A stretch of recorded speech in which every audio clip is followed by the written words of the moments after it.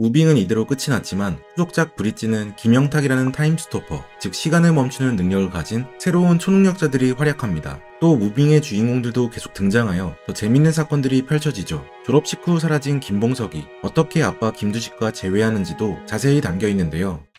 최일환의 죽음. 초능력자 학생 학부모들이 다행히 북한군을 물리친 후 원작에서 봉석은 어디론가 잠적하고 희수는 무사히 졸업을 하게 되죠. 특히 담임 최일환은 학생들의 초능력을 확인하고 등급을 매기던 NTDP 파일을 국정원에게 숨겨왔습니다. 만약 이들이 계속 달라고 한다면 아예 세상에 공개해버리겠다고 협박하죠. 이후 희수와 반 아이들이 졸업하자 며칠 후 최일환 선생님은 전근을 신청합니다. 그런데 신청서가 첨부가 안 되었다고 하여 상담실로 돌아가 다시 보내려고 하는데 갑자기 선생님이 있던 상담실에 숨겨져 있던 폭탄이 터지면서 브릿지가 시작되죠. 이상하게 최일환 선생님은 엄청난 폭발 사고에도 무사했습니다. 분명 조금 전까진 상담실에 있었는데 눈을 떠보니 상담실이 아닌 그 옆 교실에서 깨어났죠. 마치 순간이동한 것처럼 10초 만에 자신의 위치가 바뀌어버린 것입니다. 가방이나 신발은 상담실 앞에 있었고 자신의 옷이 뜯어진 것을 보아 누군가 자신을 들어 안전한 곳으로 옮긴 것 같았죠. 그 후에도 자신의 차가 폭발하는 등 죽을 뻔한 사건이 계속 생기지만 그때마다 신기하게 간발의 차로 살아남을 수 있었는데 사실 최일환을 죽이려고 시도한 사람들은 바로 국정원 요원들이었습니다.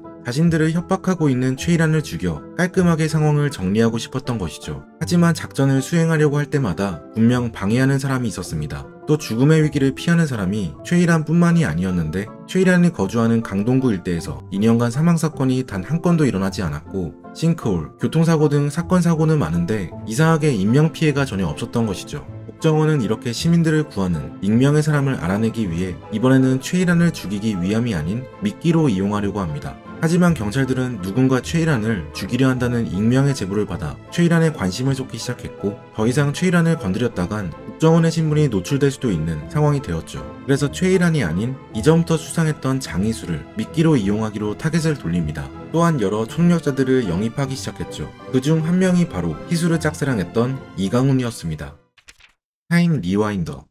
이강훈은 민용준 차장의 권유로 국정원에 들어가게 됩니다. 민용준은 아버지의 과거 범죄 목록을 깨끗이 지워준다 구워 삶았고 이강훈은 자신의 능력도 올바른 일에 쓰고 싶고 아빠의 명예도 회복하고 싶었기에 민용준의 오퍼를 수락한 것이죠. 그는 신혜원, 황지성과 함께 개발팀의 일원으로 활동합니다. 이 팀의 최초 목표는 사라진 김봉석을 찾아내는 것이었는데요. 김봉석은 부모 양쪽의 능력을 모두 물려받은 최고의 초능력자로 국정원 입장에서 아주 쓸만한 도구였기 때문입니다. 하지만 이강훈은 초능력을 활용하는 막중한 임무가 아니라 단순히 사진이나 영상이 찍힌 김봉석의 얼굴을 확인하는 역할로 채용된 것이었기에 자존심이 상했죠. 그냥 김봉석과 고등학교 내내 같은 반이었기 때문에 단순 업무를 부여받은 것입니다. 어쨌든 이강훈은 강동구 일대에 사건 사고가 있었던 자료들을 모두 살펴보는데 이 현장들에는 공통적으로 한 명의 인물이 존재했습니다. 그 인물은 이강훈이 아는 사람이었는데요. 그는 김영탁이었습니다. 영탁은 무빙에서도 짧게 등장하는데 정원고를 다니다가 학기 중간에 전학 간 인물이죠. 그는 전학 간 학교에서 박작이라는 선생님을 만나게 됩니다. 박작이는 드리머라는 초능력자로 예지몽을 꿔 미래의 참사를 예측하는 능력이 있었고 그녀와 함께 일하는 강민혁은 타임 리와인더로 시간을 10초 되돌리는 능력이 있었죠. 이 셋은 함께 팀을 이뤄 먼저 박작이가 예지몽으로 미래의 사건이 언제 어느 장소에서 몇 시에 일어난지 파악하면 영탁과 강민혁이 사건 현장으로 가서 예지몽 그대로의 사건을 바라봅니다. 그리고 강민혁이 시간을 10초 전으로 되돌린 상태에서 김영탁이 사고 피해자를 다른 장소로 이동해 놓는 방식으로 지금껏 인명사고를 막고 있었던 것이죠. 회복 초능력의 한계. 한편 희수는 정원고등학교를 졸업하고 그토록 원하던 체대에 수석으로 입학합니다. 아빠의 치킨집도 날로 장사가 잘 되어 둘은 화목하게 살아가고 있었죠. 그러던 어느 날 그녀는 밤늦게 캠핑장으로 치킨을 배달해달라는 주문에 아빠의 만류에도 무리하게 배달을 나갔고 그곳에서 자신을 죽이려는 깡패들 무리를 만나게 됩니다. 알고 보니 최일환이 NTDP 파일을 숨겼지만 국정원은 이미 일부 초능력자들의 정체를 눈치채고 있었는데 바로 무빙에 등장했던 신혜원을 통해서였죠. 국정원은 희수가 다니던 장경고등학교 그리고 이후에는 정원고등학교로 따라가 학생들의 초능력을 감시하라고 지시한 상태였습니다. 신혜원은 팀원 황지성과 함께 학생들을 면밀히 살피기 시작했죠. 그녀의 첫 번째 임무는 장희수의 초능력을 알아보는 것이었고 혜원은 일부러 일진 학생들을 자극해 희수가 보는 곳에서 일진들이 자기를 때리도록 만들었습니다. 희수는 그렇게 일진들과 17대1로 싸워 혜원을 구해냈죠. 여기서 주목할 만한 점은 희수가 싸움을 끝낸 뒤 스스로 놀란 표정을 지었던 것인데 이때까지만 해도 희수는 본인에게 초능력이 있는 줄 전혀 모르고 있었고 그냥 혜원을 지켜주고 싶은 마음에 자기가 다치더라도 용기를 냈던 것입니다. 그런 희수의 인간성에 감동받은 혜원과 그녀의 팀원이었던 황지성은 국정원에 장희수는 초능력이 없다고 거짓 보고를 하게 되죠. 하지만 국정원에서는 앞서 최일한의 배신이 있었기에 이들의 보고를 완벽히 믿지 않았고 계속 희수에 대한 감시 태세를 유지하기로 합니다. 그래서 희수가 치대에 들어간 후 그녀가 진짜 초능력이 있는 건지 실험해보고자 깡패들을 보냈던 것이죠. 하지만 이제 희수는 더 이상 재생 능력만 있는 수동적인 캐릭터가 아니었습니다. 북한군 사건이 벌어지고 나서 희수의 아빠 주원이 딸을 언제까지 자신이 보호해줄 수 없다는 생각에 여러 무술들을 알려준 상태였죠. 그런데 깡패들의 숫자가 생각보다 많았습니다. 그때 희수가 이전에 도와줬던 북한군 권영득이 나타나는데요. 그녀를 감싸 안고 자신이 대신 맞아주죠. 그는 원래 강한 힘을 가지고 있지만 전투에서 패배한 후 남한에서 며칠째 노숙 생활을 했기에 힘이 없는 상태였습니다. 깡패들은 아예 권영득을 죽이기 위해 칼을 들어 찌르려고 하는데 뒤에서 손가락 튀기는 소리가 들리더니 깡패들이 갑자기 서로가 서로를 공격하기 시작합니다. 곧이어 경찰이 출동하여 깡패들은 혼비백산하여 도망갔고 희수와 용득은 살아날 수 있었죠. 희수는 권영득에게 고마움을 느껴 자신의 치킨집에 데려오는데 상주원은 이전에 자신이 권영득에게 당한 것을 생각하고 분노하지만 희수를 살려주었단 말에 갈 곳 없는 그를 거두어주고 이로써 주원의 치킨집은 세상에서 가장 안전한 치킨집이 됩니다.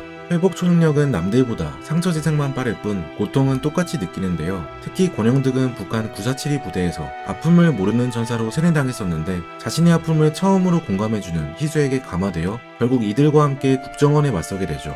인간은 근원적으로 이기적이다. 그렇기에 비이기적인 동정심은 기적같은 일로 찬사받아야 마땅하다. 염세주의로 알려진 쇼펜하우어는 실제로는 의외로 낙천적이고 웃음이 많은 사람이었다고 합니다. 인간을 포함한 모든 존재는 생존을 위해 이기적일 수밖에 없기에 평생 고통받으며 살아가지만 그런 이기적인 개인들이 모여 살기 위해선 타인에 대한 공감과 동정이 있어야만 다툼으로 인한 손실을 막을 수 있다는 것이죠. 무빙의 회복 초능력자 3인방도 상처는 남들과 똑같이 고통스러웠지만 서로에 대한 공감으로 그 고통을 함께 이겨낼 수 있었던 것처럼 말이죠. 김영탁의 추락.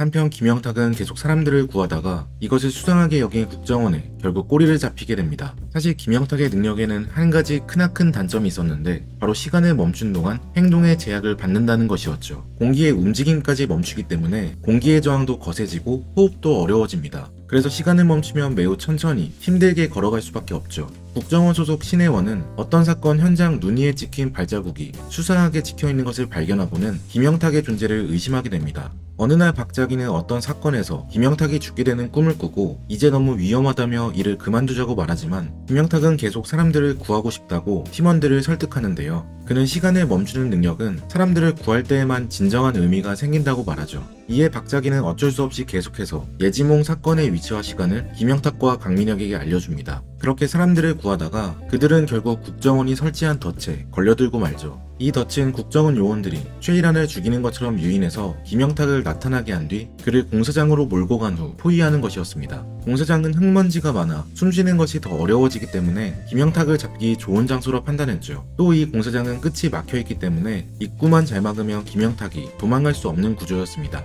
이강호는 작전대로 김영탁을 공사장으로 몰았고 추가로 동전까지 준비해 뒤에서 동전을 표창처럼 던져 김영탁의 손을 다치게 했습니다. 손으로 딱 소리를 내지 못하면 김영탁이 시간을 멈추지 못했기에 꼼짝없이 국정원에 잡히게 되었죠. 그런데 갑자기 국정원 요원 중 한 명이 김영탁에게 총을 겨눴습니다. 분명 이강호는 김영탁을 생포하기 위한 작전이라 들었는데 알고 보니 이들의 진짜 목표는 김영탁을 죽이는 것이었죠. 그때 김영탁이 있는 힘껏 두 손을 부딪혀 딱 소리를 내어 시간을 멈추고 손에 플레이어건을 들었습니다. 그는 하늘 위로 신호탄을 쏘고 그대로 공사장 아래로 떨어졌죠. 뒤늦게 이강호는 김영탁을 살리겠다고 그의 옷덜미를 잡았지만 옷은 중력에 의해 뜯어졌고 영탁은 그대로 추락하고 맙니다.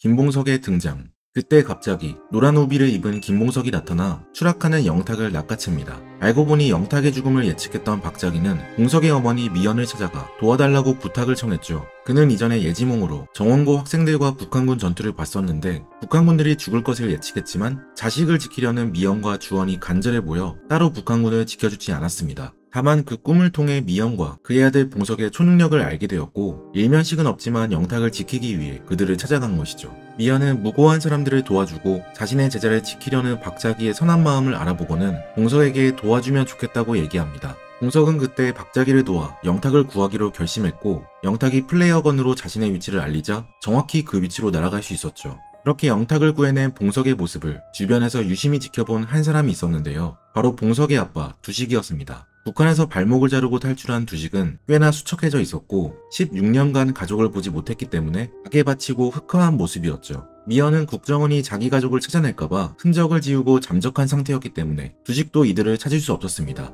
그가 할 수 있는 일이라곤 매일 서울의 높은 빌딩에 앉아 내 아들이라면 한 번쯤은 날아오를 거라는 믿음으로 하늘을 지켜보는 수밖에 없었죠. 그러다 갑자기 봉석이 영탁을 지키기 위해 정말 날아오른 것이었습니다. 두식은 재빨리 봉석을 따라 날아가지만 그를 놓치고 말았고 대신 봉석에게 총을 겨누던 국정원 요원을 발견하여 그를 붙잡아 봉석에 관한 것은 전부 털어놓으라고 협박합니다. 요원은 흑화한 두식의 모습이 두려워 국정원의 위치와 초능력 학생들을 관리하는 파일인 NTPD 파일에 대해 얘기해주는데요. 두식은 이 파일의 원본을 찾기 위해 국정원으로 찾아갑니다. 하지만 국정원은 자기들도 사본만 가지고 있다며 원본은 어디에 있는지 모른다 얘기합니다. 자신을 이렇게 만든 국정원에 앙심을 품은 두식은 신혜원과 황지성을 포함한 국정원 요원들을 모두 죽여버리려 하죠. 그때 갑자기 장주원이 나타나 분노로 통제되지 않는 김두식을 힘들게 기절시킵니다. 알고 보니 박자기는 신혜원과 황지성이 죽게 되는 예지몽을 꾸었고 이를 미리 히든팀에게 알려줬던 것이죠. 히든팀은 박자기와 김영탁, 김봉석, 장주원을 포함 초능력자들이 모여 사람들을 구하고 있었고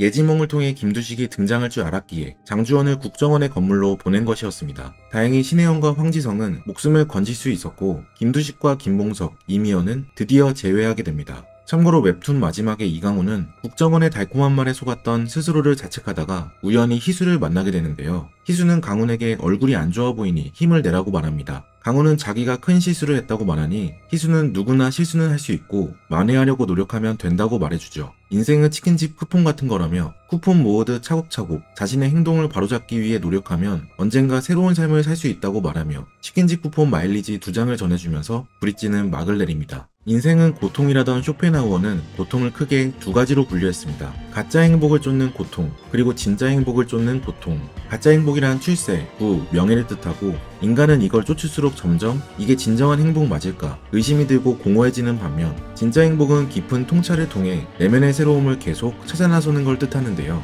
하지만 이는 기존 내면이 무너지고 부서지는 걸 반복하기 때문에 이 과정 또한 고통스러운 것이죠. 대신 이를 통해 자기 자신을 긍정하고 타인에게 비굴하지 않는 품격을 지닐 수 있게 됩니다. 책 마흔에 있는 쇼펜하우어는 우울한 철학의 나열이 아니라 누구보다 최악의 상황을 가정했던 쇼펜하우어가 실천했던 긍정주의, 오히려 품격 있는 행복론에 가깝습니다. 가끔 인생이 힘겹게 느껴지신다면 이 책을 통해 어떻게 그가 염세적인 세계관을 가졌음에도 불구하고 평생 즐겁게 살 수 있었는지 배울 수 있을 거예요.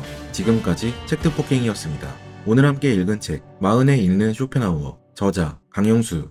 I know that I'm well away from being a perfect guy.